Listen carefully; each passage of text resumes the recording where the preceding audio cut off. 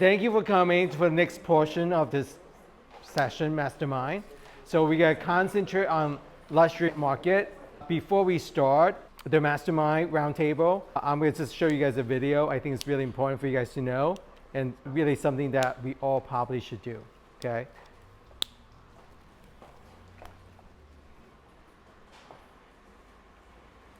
And the reason why it's not easy is because you have to deal with you. And now we know that you're a control freak and you're stubborn and you got all these excuses, you're a real pain. And I'm going to teach you, though, the very, very simple way to get what you want. There's only one rule when it comes to productivity. There's only one rule when it comes to success. There's only one rule to getting everything you've ever wanted. And here it is. You're never going to feel like it. Ever.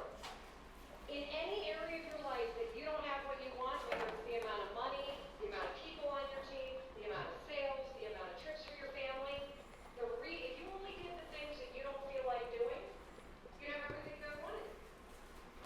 Those areas where you're happy, you do the work. Those areas where you're complaining, you don't feel like it. So you don't do it. So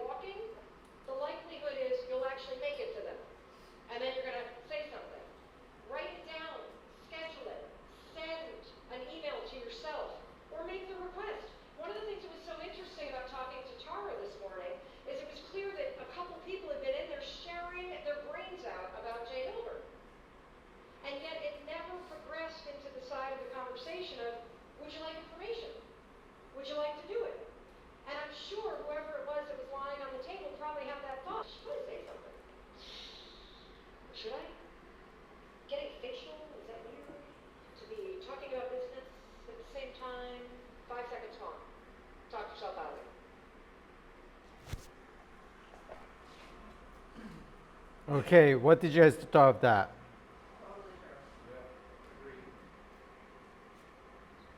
So the 5 second rules, right? So what are you avoiding that you should do? That you guys a lot of time don't do? In my case, you avoid what either is difficult or uncomfortable. Okay. So what are some of the difficult, uncomfortable things that you don't like to do? Calling past clients. Calling past client. Okay, hold on a second. Cold call.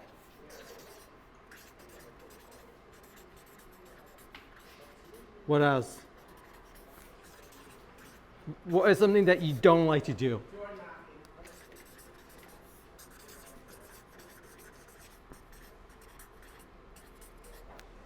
What else? 5 second. What has come to your mind? What is something that is boring that you hate doing that you should do? Calling to people that you haven't kept in touch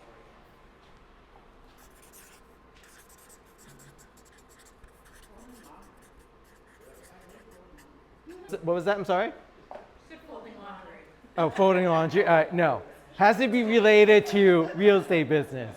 What is the first 5 seconds? Something that will come to your mind, you just say, oh, I'm going to do it later, but yeah, I'm not doing it. What would that be?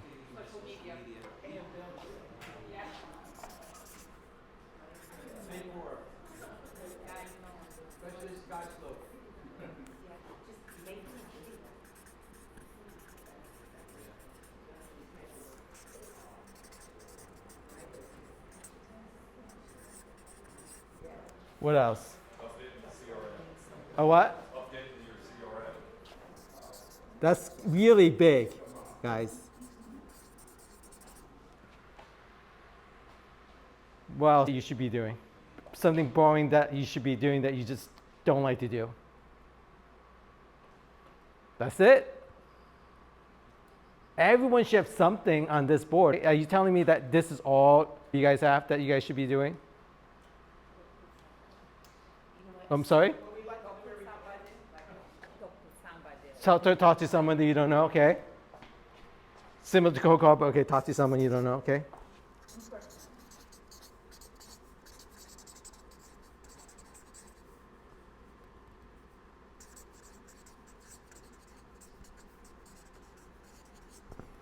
What else? Similar, but like calling old leads or like dead leads. Okay.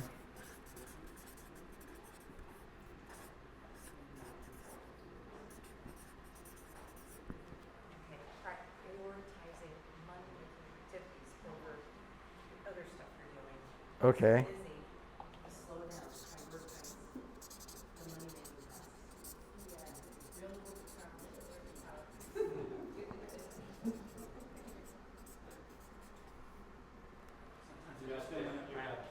Say it again. Dealing with townships. Calling township, okay.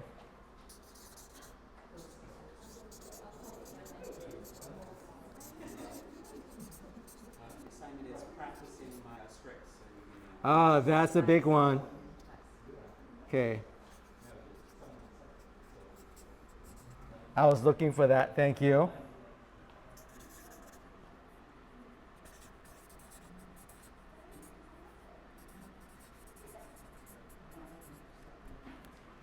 Okay.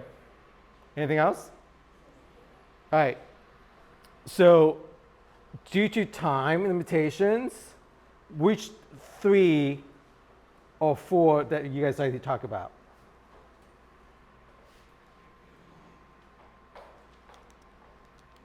Give me hands calling past client. Raise your hand if you think that's something you want to make sure you do. So far I have 4. So let me see that again. Past client. 1, 2, 3, 4, 5. Okay. Cold calling and calling old leads. 1, 2, 3. Wait, hold them up. Can people raise their hand? Raise them up so I can really see them. Can people raise their hand more than once? Yes, you can. Yes. 1, 2, 3, 4, 5, 6, 7, 8, 9. This is a big one. Okay, door knocking. 4, 5. Okay. Calling spheres. 1, 2, 3, 4. Okay. I'll probably gonna put this two together. Script practice. You guys all really good with your script? Especially with this new thing happening with the pension tax? Okay. 1, 2, 3, 4, 5, 6, 7. Okay, update social media. 1, 2, 3, 4, 5, 6. Making videos. 1, 2, 3, 4, 5, 6, 7, 8. Okay. Updated CRM. 1, 2, 3, 4, 5, 6. Talk to someone you don't know. I'm going to say that's become cold call as well. Okay. So I don't need to do that again. Money making activities. 1, 2, 3, If you 4. don't- If you don't like to do any one of those, which are money-making activities, then you should raise your hand up for I that. think the point, I think that she was saying is doing everything other than money-making activity. That's like people avoid the money-making by other reasons. Yep. Oh, Yeah, Okay. That's the gist. yeah, switch your mind from that busy work to actual work. Busy work versus Yeah. actually Yeah. the 80-20. Money, Yeah. money is money. Yeah. So how many hands that again? Money making activities? 1, 1, 2, 3, 4, 5, 6, 7. I'm going to say 8. Dealing township? Not that important, I guess. Okay. All right. We're going to talk about cold call, calling old leads first. That's continue with someone that you don't know. Pretty much with this 5-second, we all said at the same time that We're talking luxury, right? yeah, luxury, yep, continue on with luxury. So what is holding you calling luxury cold call? Let's say cold call. What's holding you back? Is it the rejection? Is it objection? Talk to me about it. What do you call luxury? Let's start there. What do you call luxury? That's fair. So what do you guys consider luxury? Yeah, go ahead. I consider luxury, it's so market specific, so whatever, if you're in Clifton and the homes that are worth, how do I say it? So if the average of Clifton is whatever, 400,000, but their top selling houses are 700,000, that's luxury. No, it's not. I think it is. I don't think so. Well, that's I think true. I don't think top, it. top I just, numbers. but that's okay, we can disagree. I think luxury is I think everywhere. it's market I don't think you can find specific. luxury in Bloomfield. Sorry. I have a friendly amendment, because I do think there's some luxury everywhere, but for New Jersey, I think it starts at $1 million for some towns. In other towns, like Millburn Short Hills, it's like, yeah, it's closer to 2 million. Yeah, but when So you add, Maplewood, I think it's probably 1.3-ish, but I defer to you. the ruling used to be with whatever, classic luxury home marketing services designation, that it had to be within the upper 10% Correct. of the sales in that area. Average. So it Yep. would apply to any township, Yes. just at a different scale, because everything is relative. Granted, your Short Hills luxury buyer is not going to be buying, to your point, probably in Bloomfield, but that doesn't mean they're a Bloomfield luxury buyer, because they want to be in Bloomfield. But that's what it used to be, at least for, well, the designation. Yeah. For certain destination, it's generally it's about $1 million, and that's the destination it comes in onto. But again, it is the average. So let's talk about your cold calling and calling old leads that, let's say it's about $2 million, right? What is making you not calling those leads or not wanting to call this cold lead? Go ahead. I think first impressions are really important, and you don't want to mess up your first impression. Okay, I'm gonna go to the next thing. Okay.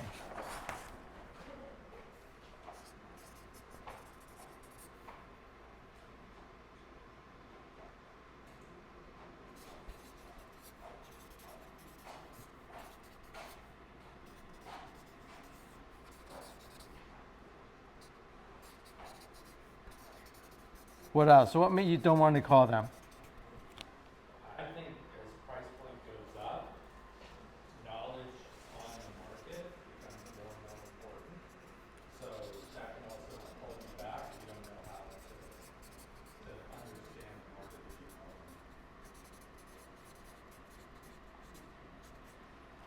Okay. What makes you not able to make those calls? Yeah. Maybe having, I guess sort of what John mentioned, but having lack of confidence.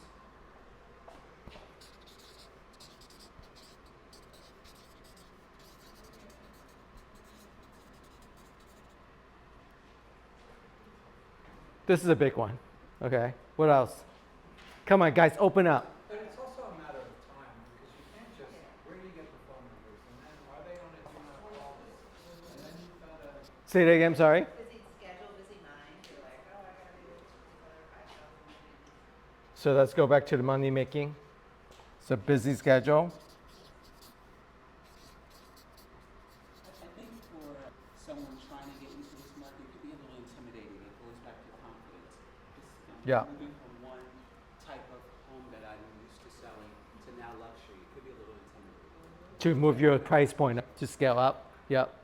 I know this is one of your big ones also is time blocking.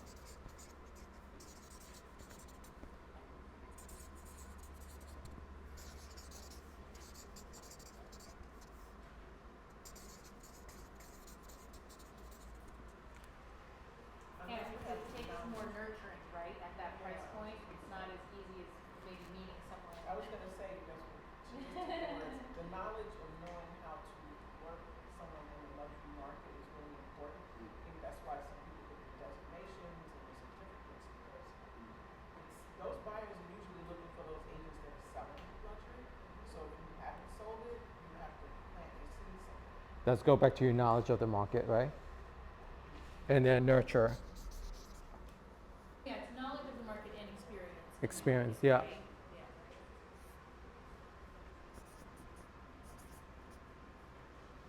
It's okay. I ran out of space. It just happened to be that. All right, so let's talk about anything else.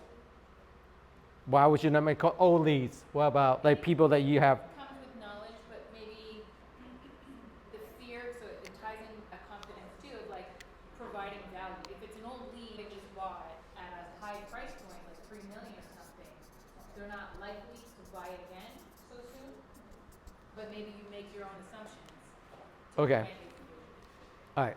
So yeah. I think there's a direct correlation between lack of confidence and not practicing scripts.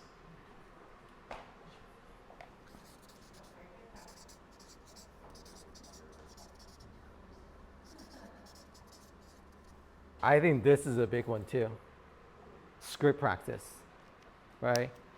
Especially in this market. Yep. I personally just don't like it. You don't like I it? don't like it. You don't like it? You just like don't. The cold calling. Okay.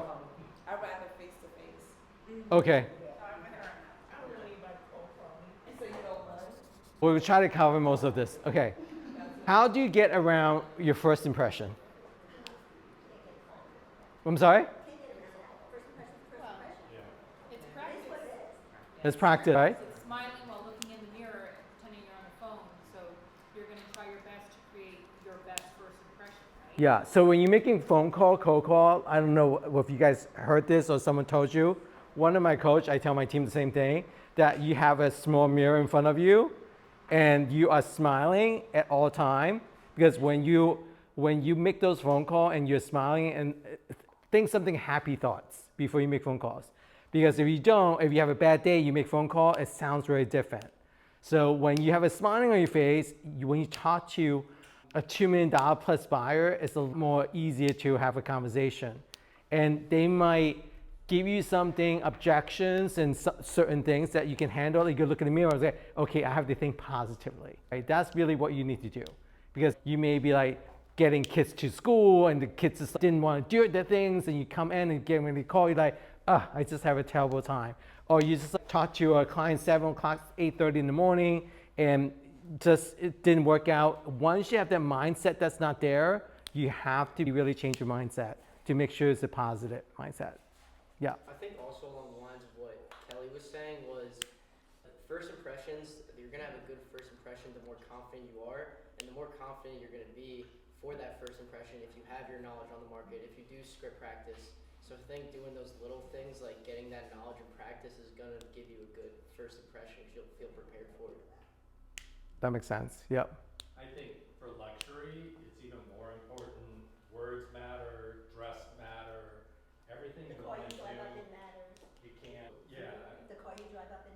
So They all wanna of, know you're successful. yeah, so all of that kind of stuff matters. I would say I drive my Jeep Gladiator up for a $3-4 million showing. I never have a problem, but I wear a suit. And I get all kinds of compliments on my Jeep Gladiator. They love it.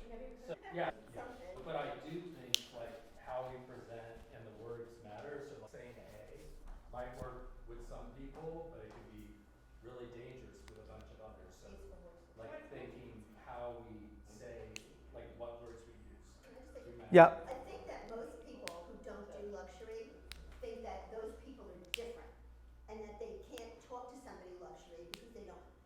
But a luxury deal is mostly easier than a low price deal. The transaction's easier, they don't ask what the closing cost is. I don't think anyone's ever asked me in 40 years what my closing costs were because I don't work with people that ask that question. You know, that's the difference. You're working with people that are just gonna come up with the money and they know what they want and it's gonna be an easy transaction and it's gonna close fast. Most of the time. Most of the time, but Yeah. that's the reality. And the people who don't know, so I tell everybody, give 5 minutes to tell people what you know about real estate. So you better know something, because after 5 minutes, they're not gonna talk to you anymore, Yep. if you don't say anything worthwhile. Yep. Actually, it's really more like the first 10 seconds, just so you know. Yeah, so that's what it's like, how to get past the first 10 seconds. It's the That's first. being a Keep the Kelly person. conversation going. Yeah. You're a salesperson. Yeah. That's what we all here for. So the first 10-second impression is really about your confidence and your knowledge of the market, right? You have to know that. If you want to sell in the $2 million plus price point or whatever the price point that luxury in your market, you need to know every single one of those listings on the market, like back of your head. Like you need to know XYZ Street, 123 Main Street sold for $1.8 million. And then 3 houses down or 4 houses down sold a year ago at $1.6 million or $3.5 million. Because you know what, when you go to do showings or when you have a phone call, you can able to talk about those things. When you're able to have story and say, oh yeah, I know this house last year sold for $2.2 million and didn't have a new kitchen and bathroom, and that's why now this one's at $2.5 million. It makes sense because now this house has a kitchen, new kitchen, right? And because they can actually say, do you think the value is worth it? Because they will always ask you that. So high price one buyer, they will always say, what do you think of this price? Right? So you need to be able to back it up. And when you're able to do that, they can know that you're confident in this price point and you know what you're talking about. Yes, Doug. Go to broker open. Sorry? Go to broker open. Go to your broker open. If you go to a broker open and you see the house, then if you cold call somebody 4 houses down 6 months later, they'll say, well, did you see the house down there? You'll say, yeah, I saw it. But this kitchen is this, this bedroom, this problem. It sounds like you know the neighborhood. Eh, How do you do your CMAs if you don't see the other houses? How do you decide that house is better than this house if you weren't in all the houses? And I have to tell you, only about, How do you do that, guys? so in our market, in this whole area, we have probably over, I'm gonna say probably like over 2,000 agents in this area, okay? I'm just talking about this area, like in the higher price point market. And guess how many of them would come to a broker open house? No, higher than that. I'm talking about broker open house. I'm talking about broker open house, right? Yeah, you have about 20 to 40. Giving out lunch, right? But when you're giving lunch, you might do a little bit more, right? But the point is that be that 20 to 40 like agent, be that person, go see those houses. And also when you see those houses, now you're not just seeing the houses, you're also having conversation with the agent, right? Because your relationship with the agents is key to success in the high-end market, okay? Because if you don't, let's say you have multiple offers, you go in there, you don't know the house, you just put an offer, whatever, and versus someone who actually have a chance, talk to the listing agent, have a conversation, guess which one may have a better chance of getting the house, right? Even because so sometimes you might not be the highest offer. You might not have the best term. But if your relationship with this other agent, there's a good chance the agent say, hey, listen, you know what? We have multiple offers to the seller and say, hey, here's 5 offer. I know this one's a little high, but you know what? They're a little bit more difficult to deal with. And then, but this offer, I know slightly lower, but you know what? I know this agent, they can make it work and it's really gonna be beneficial for you. You don't want a headache, right? And if they know that you are able to speak about this again, there's no guarantee, right? Because this all, sometimes the buyer could all of a sudden change on a dime, but you have a little bit more control on that part, right? Does that make sense to you guys? So, I mean, So- that's how I got mine for. Yeah. Because you called me back since we had a relationship, and you knew who my buyer was, and you said, like, put in this offer, if you get it, let's do that. Yeah. That's how I got it. And you are not the highest. And I was not the highest. So things happen, right? So you never know. When you present offers, not always just the price, terms. It's relationships so key with this agent. And the attorney as well. Pick the right attorney, please. All right, that's really key. I can tell you that we just recently went through a deal right now in Milburn, Short Hill actually. We were not the highest offer, and we were able to get it under contract for a house because of our relationship. That's why be those 20 to 40 people that's out there, go to the broker open house. Even if you don't have that price point client, you never know, right? Even you might want to go cold calling, that you can call houses that come on the market, 123 Main Street. You can call the whole neighborhood and say, hey, by the way, Mrs. and Mr. John, you know, this house just came on the market, 123 Main Street. The price is at $2.3 million. Did you see it? Did you have a chance to go look at it? I would happy to show it to you. Hey, by the way, because this house is priced at $2.2 million, hey, have you ever considered selling? Right? So you can cold call. There's different script that you can use. But that come from practice. That come from your confidence that you know the market. That's why you can make those calls, right? And then also, matters of time. So it's really easy. You can get services that actually pull all those up for you, okay? So you have to pull up numbers. You can either do, Mojo, you can do Landvoice, you can do Viking 7. There's a lot of different resources out there that you can use to pull up numbers. But also with our CRM, we can actually pull all those numbers up. And actually we see the data. They say, do not call us. Please do not call us. That is a big no-no. Because then you can really they're really going after people, okay? So when they say, truly say, do not call, don't call that number, right? You can mail something to them and just say, hey, you know, I have a client who's thinking to buy a house in your neighborhood and they're looking for 5-bedroom, 4.5 bath, and they can spend up to $3 million. Your house is perfect for them. If you're thinking about selling, please give me a call. Quick question, you said that your CRM is able to pull up all of those numbers? Because within our CRM, we have a tool that we can go to that insert it to pull up numbers. Yeah, so make sure you find out the CRM that you use, have certain tools. A lot of different, there's so many different CRM there. There's that you can actually get, and just making sure they have certain technology in there for you, okay? What would you say is the best one? So we use Bivity, okay? There's also people are using KV Cord. And then there's also people use, what is another one? That with our brokerage, they actually offer 3 different CRM that you can do. And then, so just make sure people use Top Producer. It's like, that's a little older one, right? So you can definitely use all different ones. Just make sure you pick the right one for you, for your needs, right? And then busy schedule, time blocking. You just need to block out time. Like every morning you should block out 2 hours to do your prospecting. Doesn't have to be cold calling. It could be calling your spheres, calling your database, your past client. Like, you need to call your past client, people. Do you know that's where your business are coming from? Yeah. Your referral business are there. Like, you need to stay in touch with your past client. I have to tell you, so out of all the different lead generation, where do you think most of our clients come from? I'm sorry? Past clients for you. And a lot of people are chasing the shiny object, right? And people say, oh, I can do this and get you this and give you a number and chase after this. Your past client, your spheres, is your #1 referral source and get you business. So if you don't follow through with those people, you're just wasting your time. Because those are people who like you and trust you. Like, why would you go to, yes, cold call prospecting, you may make 200 calls and you get 2 people, right? But if you call your spheres that who know you, who like you and trust you, they most likely will give you the business. We have team member who's actually in the beginning resisted to call they pass their spheres, but once they got through the hurdle, say, I really need to do this, and the agent saw the result and saw the benefits and listing come through, buy comes through, and so just making sure that don't be afraid. A lot of people say, oh, I don't want to deal with them. They're my friends and they're not going to give me business. Or, oh, you know what? They're too close. I don't want to mix business with pleasure together. Separate it. You can totally separate it, all right?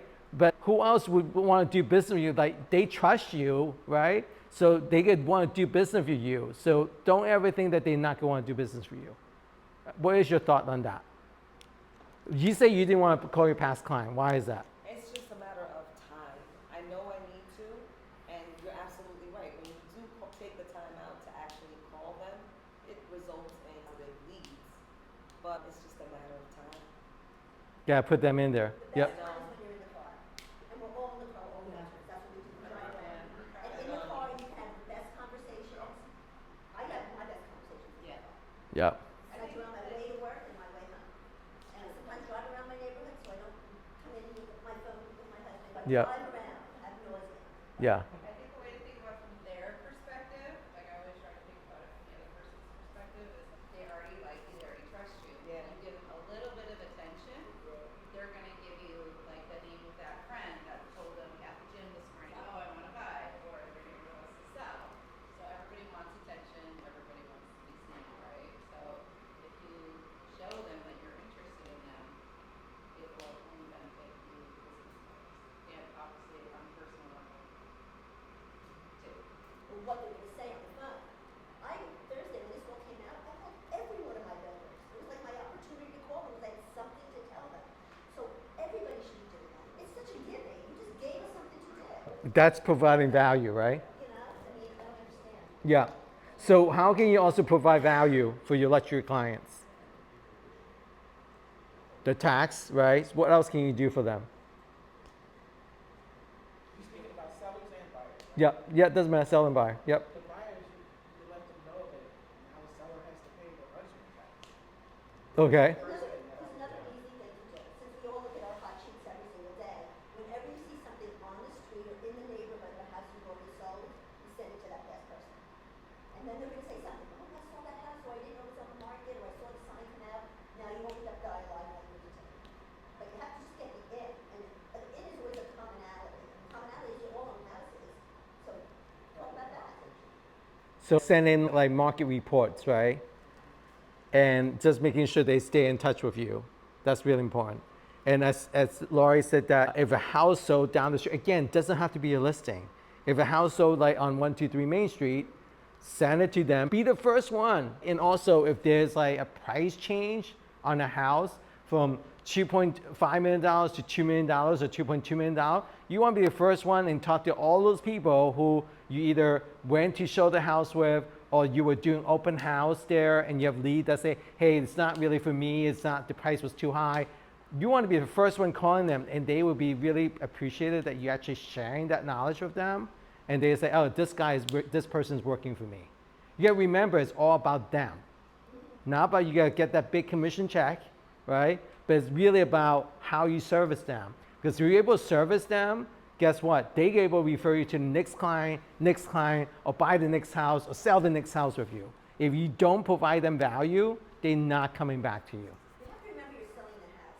Like, I know a lot of people like to do Instagram and all that other social media, which is great, because it gives you business. It's not selling the house. It's giving you more business. So you really have to stay in line and know what your job is. And your job is to sell the damn house. So, you know, to tell people like, oh, I'm in this one, and I'm on that one, I'm like, where's my house? Where are you marketing it? And how fast is it going to tell you to sell? The Right. most Well, they recent wanna know. storm, I called a couple of my clients. I started to make the phone calls and then I fell off.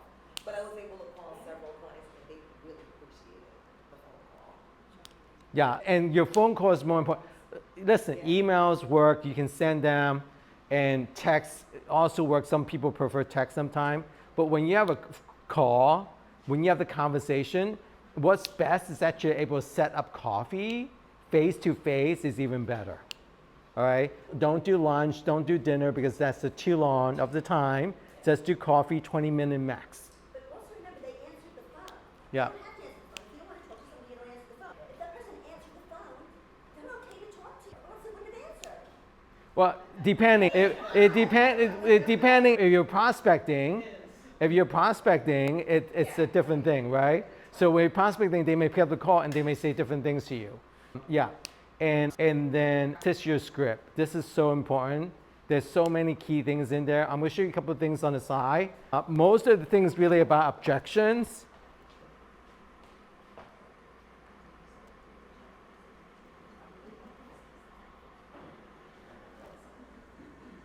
Give me 1 second, guys. I need to find it. Okay.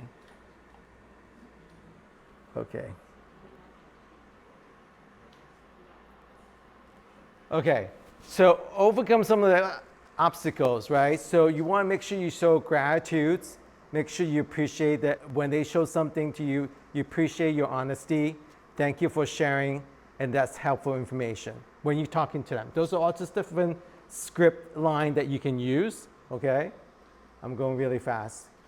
Second step is to make sure you ask open-ended questions, right? Ask 2 to 3 open-ended questions. What is it important about?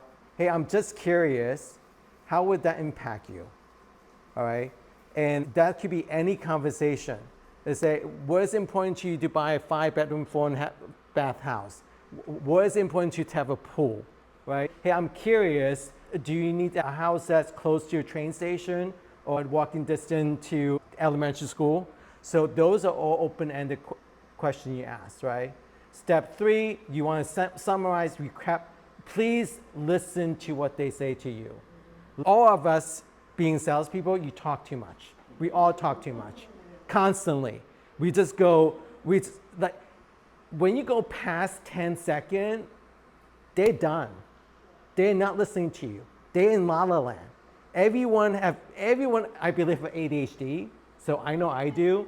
So after 10 seconds, I'm gone. Get to the point. So you really want to get to a point and capture that you listen to them. So if they tell you something important, make sure you repeat, mirror that image and say it back to them because it's really important, right? And also they feel that they heard, right? Also if and then statement, right? That's really important. And if you pull it together, right? For example, luxury client, they may say to you, I'm not ready to sell, I'd rather sell on my own. And then your thing is say, hey, thanks for letting me know. And what's important about selling your home on your own? It could be a different thing, but you're asking them different. And how would that impact you? Using that, how would that impact you by, do you have a time frame that you need to sell on your own? So what I'm hearing you saying is that you feel that you will get better price by not paying an agent, right? You guys heard that before? Don't want to pay agent? So you get able to work on the objection. That's like, if I can show you that you actually get better deal with a professional representation, would you be open-minded to working together? How does like tomorrow, I'm gonna be in your neighborhood, how does tomorrow at 4 p.m. or 6 p.m. sound? Or you can say, you know what, hey, you know what? No hey, correct, thank you. That's a good one, stop saying hey. Would you be offended if I stop by tomorrow at 4 p.m.? They're not gonna say no to you because it's not offended to me because I'm just asking a question. So asking great question is really important today in the business, okay? So I'm gonna go to the next one for you guys. Give me a second. The other buyer one that's really good is if you find the right house at the right price. Okay, I'm gonna go through some of the really quick objection that we always get when you make a phone call or talk to your client, right? I'm too busy right now, right? Do you guys get that all the time? So this is a buff just to get you off the phone, right? So then what it means that they're brushing you off the conversation and without saying no. And what you can do is say, hey, you know what? Totally understand. It sounds like a busy day. Just so I know this is something that you want to revisit later this week. Or actually what we sometimes say is say, hey, totally understand. Just a quick question. All right? Again, that's 10 seconds. Remember, first 10 seconds really key. Okay? Go to the next one. Next one, we gotta wait for the interest rate to drop. Do you hear that? You hear that all the time, right? That it's sorry, mortgage people. No, they're concerning about affordability in the market, right? So you can say, hey, thanks for sharing that. totally valid. But out of curiosity, what kind of rate would make you feel more confidence moving forward? Find out what they really want. This is a motivation questions. Do they really want to buy right now this time? Or they just say, if they say to you, hey, you know what, right now the rate is, what is the rate today? 6.5%. 6.7%. So they say, huh? On the 30 year. On 30 years. And what about 10 years arm? The 10-year arm is about high fives. High five. Is that jumbo? Yes. What about conforming? Under? A little bit higher. 6.1. So that's even, okay. All right. So let's say, hey, you ask them the question and you come back to them and say, hey, I really want to wait till 5.5. Who do you think this buy is? They want to wait till their interest rate drop to 5.5%. Do you think that's feasible in today's market? No. So you know that this is a long-time nurture. And you just need to nurture them. So again, money-making activities, make sure any time where you need to be spent. Okay? Okay. Oh. Just looking. You guys get that when they call you on a sign or just visit your website? We're just looking. But they're avoiding to commitment, like they don't want to be pressured into commitment. So how you respond is that, great, a lot of my clients start there. You use this a lot, Megan. So great to know that a lot of my clients start there. Just curious, is there something specific that caught your eyes recently, or you're more for information gathering phase? This is good to find out their motivations, okay? Especially on a high-end client, because there's a reason they visit your website. There's a reason they call you. So you want to ask them specific questions on that. How many people get this? Not interested, right? All the time, right? Do you have that? That when you call them and say, oh, I'm not interested. I don't want to talk to you right now. They just want to end the call really quickly. Say, you know what? This is what we use. Can I ask you just one quick question so I don't follow up unnecessary? So just say, hey, you also use that too, right? It's just one quick question. Exactly. You do. So the first no is really, you need to go beyond that no. Okay? You need to just dig a little deeper on that part. All right? The other thing I want to share with you guys. I'm sorry? You didn't put that on that sheet, but that's really the first no should be on. Yeah. All right. And I'm beyond my time, but I'm going to share with you guys what some of the things that we do as well, so you can actually use it if you choose to. So how many of you guys have Canva? Canva, right? So on Canva, right now, there's so many things you can do. So you see this AI tool right here, Canva AI, have you guys used it? All right, use it, okay? Because it's amazing, okay? And also now Canva came up with actually you can do video, AI video. You talk about content, right? You don't want to make content? So easy. You can actually type in that say, hey, you know what, show me a luxury listing with a pool in the background, with a person coming up. Where's Owen? I did this with him last week, with a person coming out dressed in a suit, and then say, hey, you know what, are you having a great summer? Do you need anything else? Literally, within 30 seconds later, a pop-up of a 10-second video, all right? So AI is gonna help you enhance your ability. So don't miss a beat. And please don't forget to using ChatGPT. That is key. So like you think about making videos, right? Yeah, just making sure that you can actually go to ChatGPT and say, hey, can you provide me a 52 weeks schedule videos about real estate? Break it down for me. It spells out for you. And then you can just make that video for that day, that week, and everything. All right? And yeah, so the other thing is that one last thing I'm going to show you is that go back to your point about seller value. Just so you guys all know that on your multiple listing, you have VMind, right? So you click on that. If you're concerned about the mortgages, how much they own, it's all on there for you. So it's a click of a button. All right, so you can use that. That's the same thing as on homes.com. So the other thing, so you guys are welcome to stay or you can leave. But right now, I'm going to just show you an info section about EXP Luxury, what they do and how they do things, and how they market the listing as well. So you can go or you can stay.